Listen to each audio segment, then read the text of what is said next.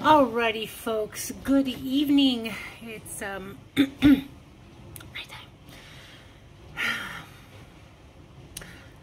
Hi, I'm Lorraine Gutierrez. Welcome to Lessons in Love. It's my channel where I get to share the lessons that I've experienced and hopefully I've grown from, and maybe somebody out there can benefit. Got to get off my chest, you know. So there was actually a few videos I wanted to make today, but here we are with one. Let's talk about education system. So my daughter is in 6th grade, and Reno just recently went to 6th grade going to junior high.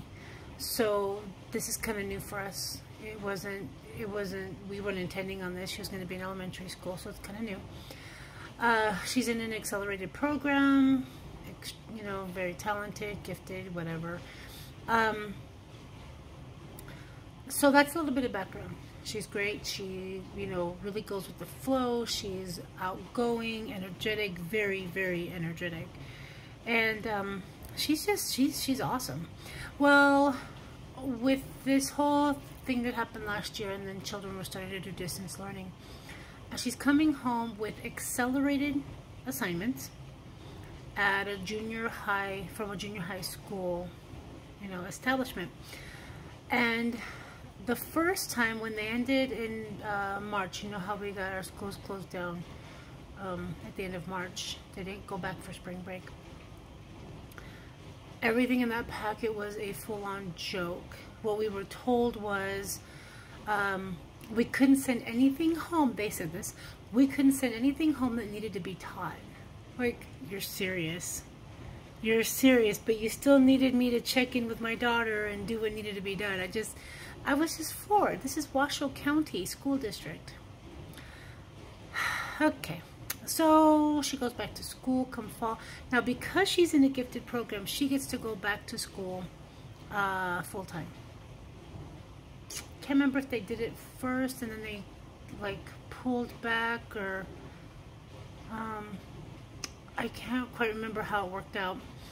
But she got to know the kids in her class and she liked them, and that's beside the point. Again, I digress. So as she's coming home with these assignments, I'm watching the brainwashing. Like right now she's getting an assignment like vocabulary words for anti-racism. I'm like, are you freaking kidding me? Children aren't racist? You gotta give me a break. Yeah, just whatever, people. So again, this is an opportunity for me to talk to my daughter. Let me tell you the premise here. I believe that the school district is here to help us educate our children, not to completely educate our children. That is our job. As parents, we are first teachers. We are guides. We,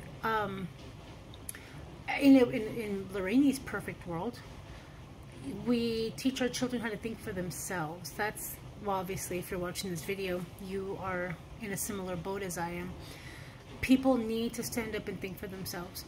People need to come up with their own ideas, their own logic, and their own thinking, and come to their own conclusions and be able to stand behind them until somebody either gives them another idea to think about, or until they just change their mind. But we shouldn't change our mind because someone else tells us to.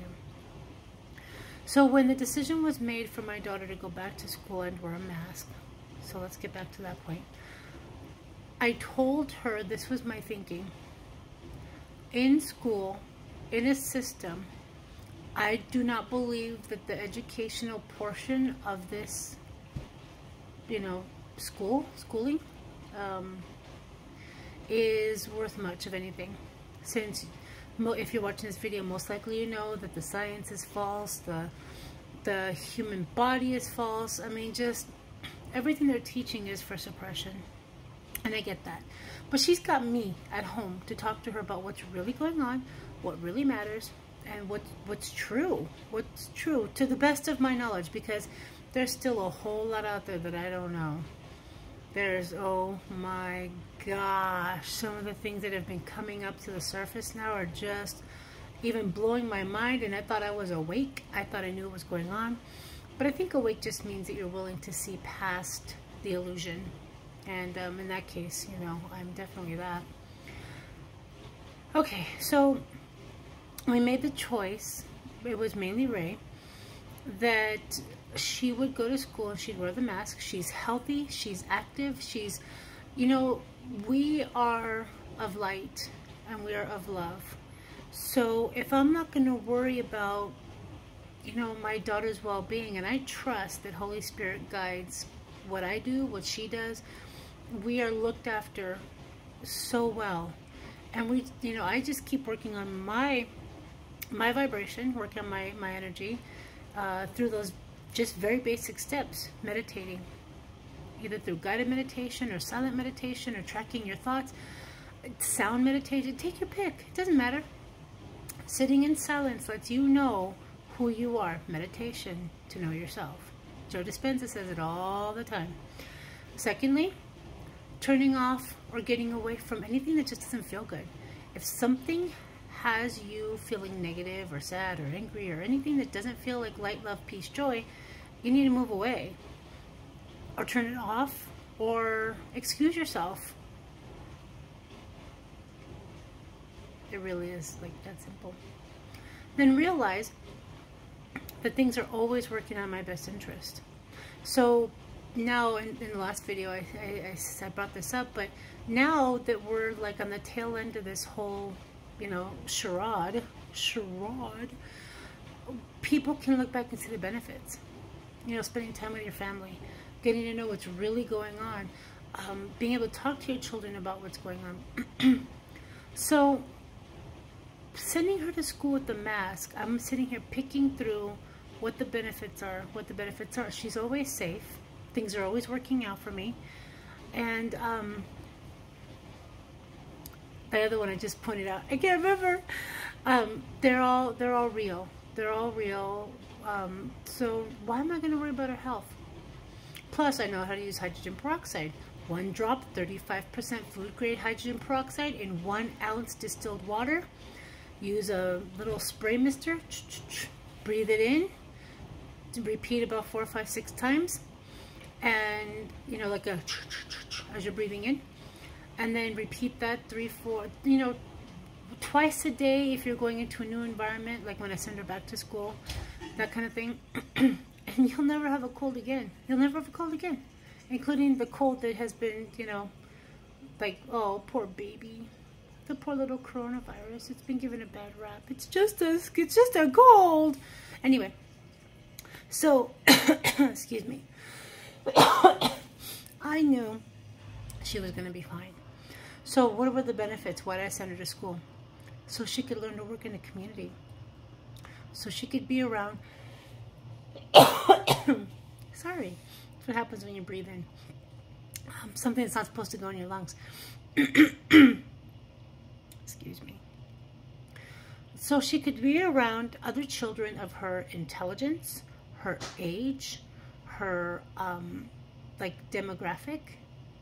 Because if I homeschool her, it's just her and me. The kids that are complex are all living in tablets and devices, and my daughter does not. We watch movies occasionally together. Sometimes she'll watch some anime with her dad, but by no means is TV or screen time a regular thing for her. So she's away from the commercials, she's away from the programming, she's away from all that. Well, the kids that are her age share this complex, which is, I think, 3 of them, 3 girls her age, 4 maybe, but they're all in devices and screen. So they're not at the same mentality as she is. So when she goes to this this class, she's got kids her own age, her own developmental level. A lot of the parents who send these kids in these programs, there's quite a few that don't watch TV either. They don't. I mean, there's, you know, I'm going to say it's probably something like 40, 60. So with my daughter being headstrong, she's got a lot of energy moving through her spine.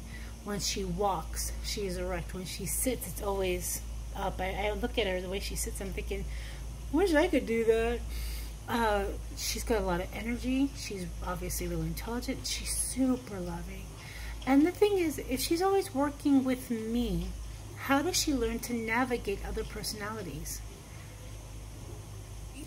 I don't see how it's even possible. I made a comment on a YouTube video and someone said, there's more socialization when they stay home. I'm thinking, what planet are you from and what am I missing?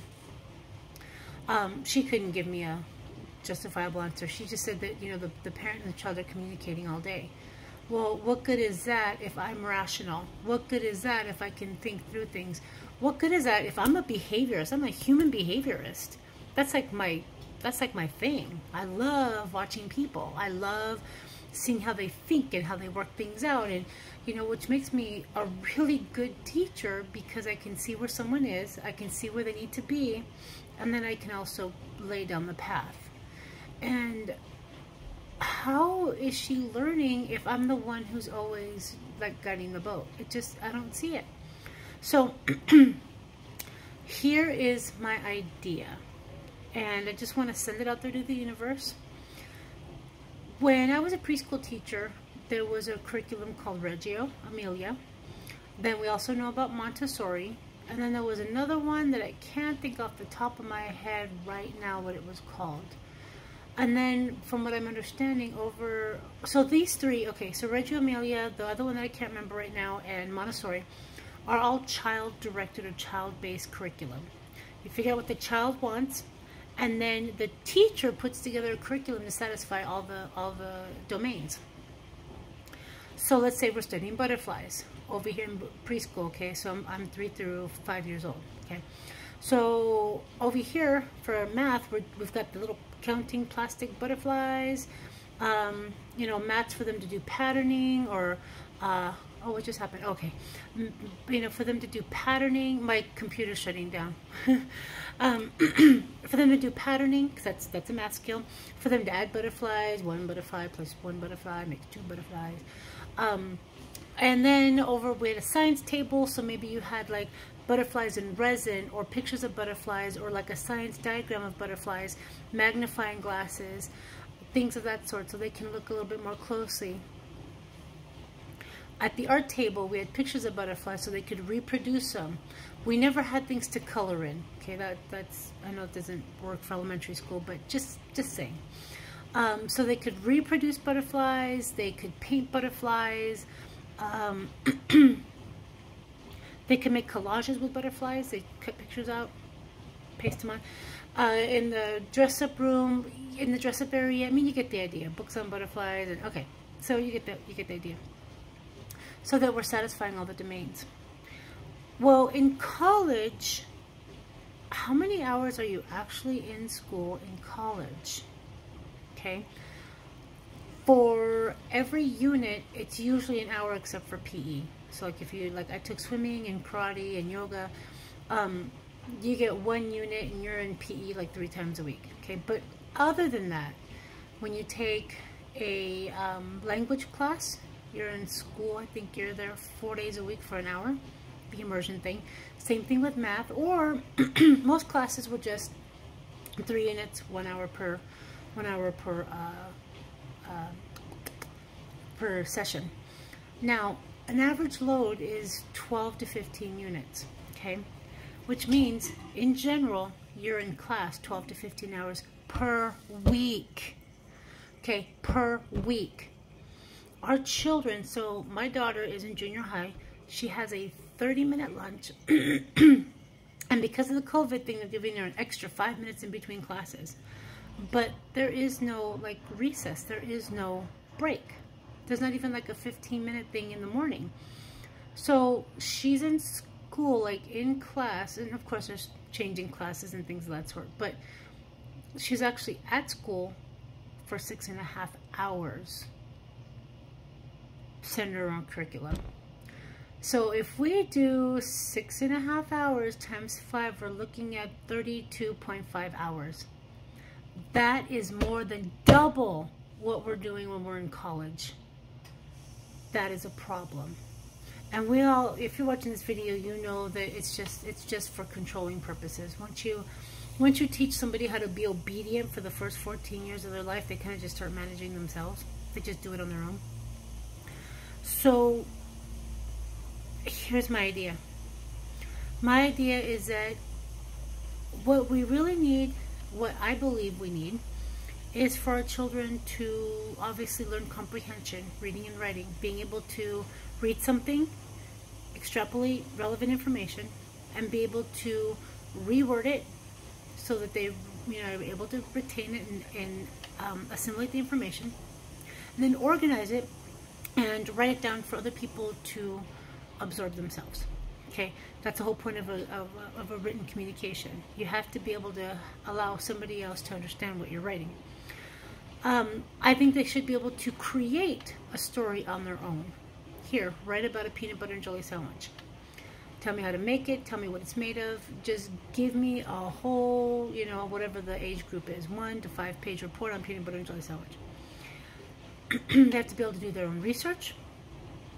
Again, pull the information out, put it together, come up with their own idea of where they want to go with the paper. Again, creating. And then we need math. And I think that we only need math to like the lower algebraic level. I'm thinking that basic fraction function is a good thing.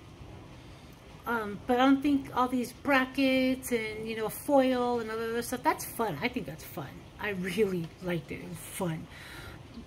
And for the logic purposes, I think that that could be a good idea. But anything past like geometry, if you wanted to be a carpenter or if you wanted to be a pool installer, I think that that could matter. So maybe some basic geometry, but if that's the field you want to go into, you're going to learn how to find the volume of a, I don't know what it's called, a cube, but elongated, like a rectangular cube. It's got a name, I'm sure, but I don't know. You're going to learn.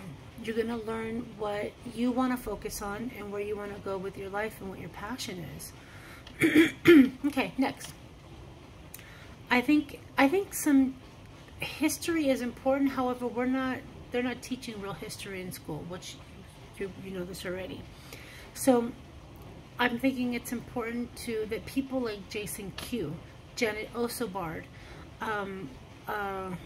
gosh, there's somebody else, I can't remember his name right now, but he's doing a lot of research also, and I can't remember his name. It's like, what on earth happened, or something like that.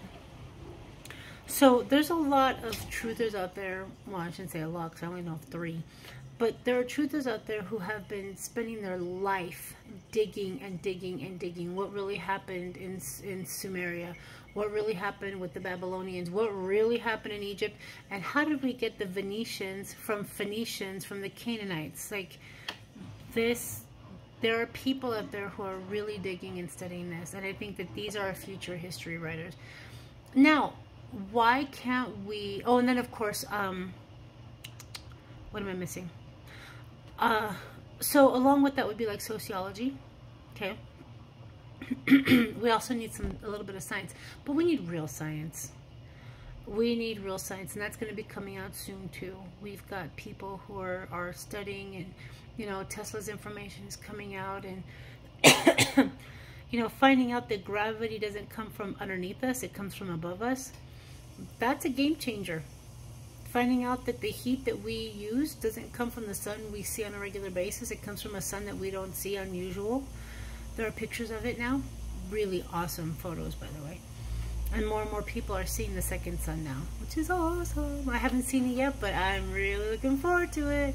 So the physics has to be rewritten also.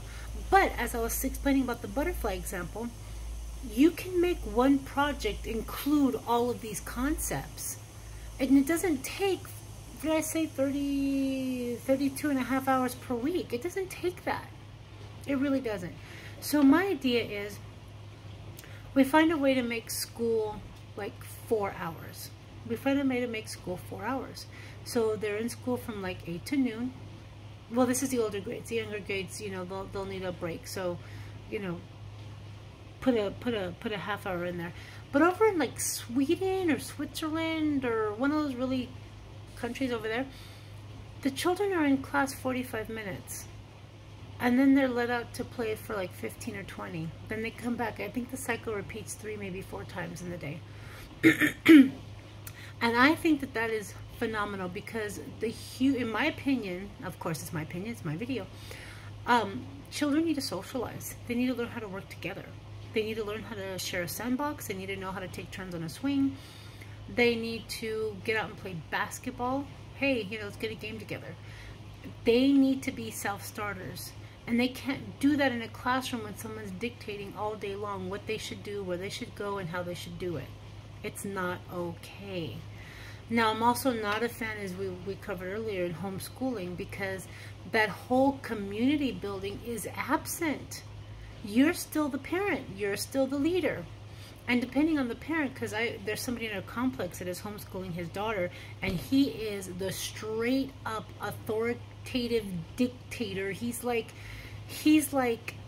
Hitler rolled up with like oh, who's the guy that ran Fidel Castro, like all rolled into one. He was even talking about putting a deadbolt on the outside of his daughter's door because she kept coming out when her work wasn't done. So if you're the type of person that says, okay, you know what, I'm your guide.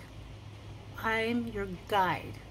I am the person to teach you, and that's my job. I'm not the dictator, because you are your own being. You have your own life. You have your own desires. And honestly, when you give children a little bit more responsibility, they usually take it, and they usually like it. They really enjoy just one step further, just one step further. Yes, I know that when they're like 3 years old, it starts with, do you want to wear the blue shirt or the red shirt? You don't say, hey, you want to pick something out of your closet? Blue shirt or red shirt? And they get happy that they get to choose their own outfit. Why wouldn't we want to choose our own curriculum?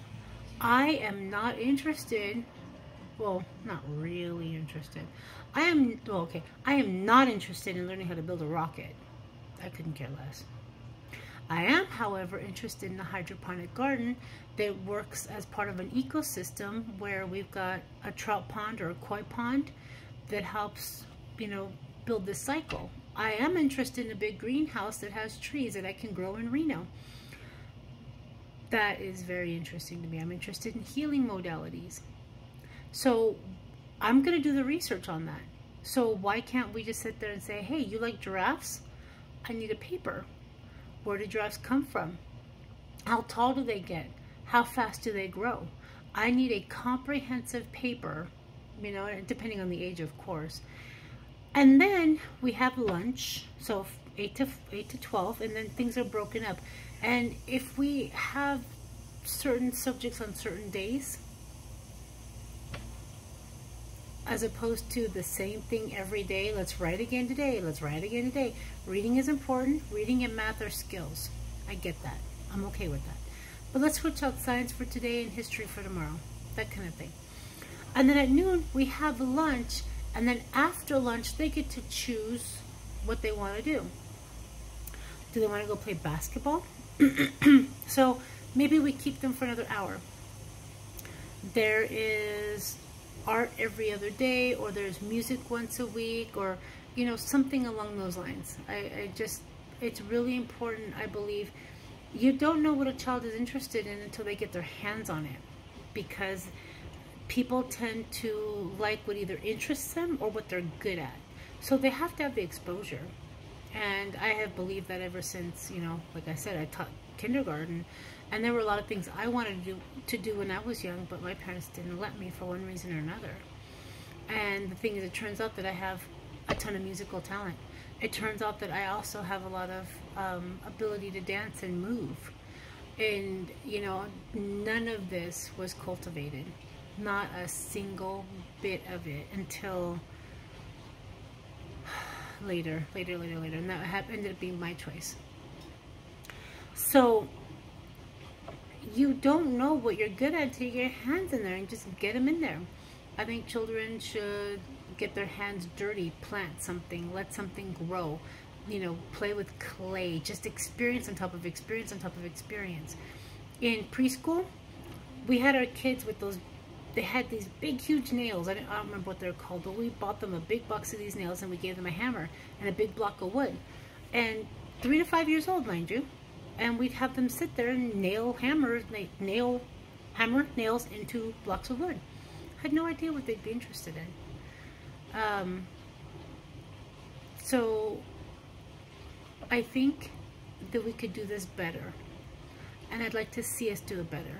So the first takeaway is, remember, as a parent, you are the first teacher. You are the one who decides how and what your child learns. And even when you send them to school, you send them to school with information, and then they take in their information. Then they can do their own critical thinking. That's, at least in my world, that sounds about right. Because I had my little preschoolers come up to me and say, Miss Rain, because they couldn't say Lorraine for some reason. Miss Rain, how do you like my picture? I hated that question. I thought it was the worst question ever. How do you like my picture? It doesn't matter. It doesn't matter how I like your picture. What I'd say was, you know what? I want to know how you like your picture. What do you like best about it? How come you chose orange on this one? Ooh, orange. That's a, you know what? I get it. Cool beans. What are you going to do with it? Are you going to put it up on your wall? Are you going to give it to your mom? Do you want to put it in your cubby? You know, if you're sitting there offering approval every second step of the way, how are they supposed to develop their own internal approval? How can they develop their own internal, well, intrinsic value? It's just, you know, if they're always looking for extrinsic value, if it comes from outside them, my mom's approval, my dad's approval, so-and-so's approval, then they're always going to be looking for an adult to tell them what to do or where to go or whatever the case is. And it's really important, now that we're moving into this period, that we teach people, our children, to not be sheeple anymore. I love Mark Atwood's self-slaughtering sheep. That still makes me laugh.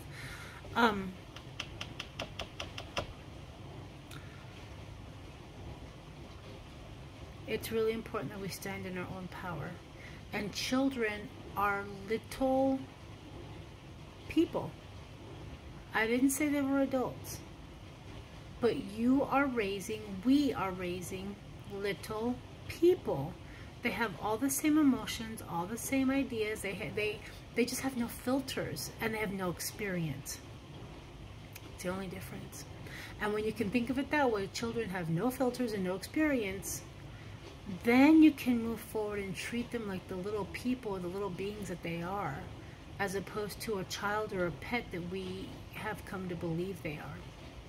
So moving forward, this educational system has got to be reworked. And I definitely see it happening. You know, there's a quantum financial system, there's the quantum consciousness, there's quantum everything. And I'm pretty sure I heard something about a quantum educational system. And I don't know how to start one, and I've got like several ideas on all kinds of things that I really want to just get my hands in there and do. So like the ecosystem with organic food that's raised in a loving environment. Ooh, that tickles me. A healing center where we've got everything that can serve any level of person, every level of ascension here. So everything from like tarot card reading and crystals, and all the way up through, hopefully at some point, the quantum healing bed. And then there's a bunch of energy workers, and there's Rife technology, and there's sound therapy, and there's hot stone massage, and there's, you know, far infrared sauna. I mean, there are so many ways to help raise your vibration, and there's so many ways to really support your body. And with the meditation garden in the background, I mean, I have ideas on top of ideas. And then of course I want to be part of the school system and reforming the educational policies. I'm really excited to just kind of get my hands in there and start getting to work. So thank you for listening. Those are my thoughts on the educational system, where we've been, where we are, and hopefully where we're going. And remember, you are the first line teacher. Your thoughts and your ideas matter. So be careful how you present things too. But, you know, give explanations, have them understand, and then they can go to school with the confidence of knowing that, you know what, it's okay that we have different opinions. It is okay that you think that Joe Biden really is president. It is okay that at home we know that Trump is president. It is okay. And then we can move on. Because I'm sure there is something that I know that isn't accurate. I'm sure there's plenty. Like I just found out that, you know what, humans really don't need to consume all this protein. Wait, what? Huh? After being paleo and then keto and even thinking about carnivorous and having had gastric bypass and really being concerned about getting 64 grams of protein every day, and then finding out that it's not even true? What? I wonder what I won't know tomorrow. I'm about to believe just about everything. Well, that's a joke. Thank you again. I'm Lorraine Gutierrez. Thank you for joining me on Lessons and Love. I'm looking forward to seeing you right back here in the near future for another video. Have a beautiful day. Blessings.